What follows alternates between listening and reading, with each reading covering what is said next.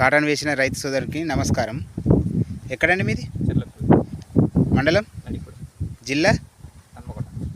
మీరు పికప్ కొట్టి ఎన్ని రోజులు అవుతుందండి? ఇప్పటికి 6 రోజులు అవుతుందా? రిజల్ట్ అనేది ఎట్లా అనిపిస్తుందండి? బాగుందండి. పికప్ కొట్టడం వల్ల ఏమేమి పోయినాయి? ఈ నల్లి, బంక, ఓకే అండి, పచ్చదోమ, ఓకే అండి, తెల్లదోమ. ఇప్పుడైతే ఆకు మంచి తేటగా పడుతుంది. ఓకే అండి, నీట్గా ఉన్నది కొంచెం. అంతకుముందు చెట్టు కూడా పెద్దగా పెరగలేదు.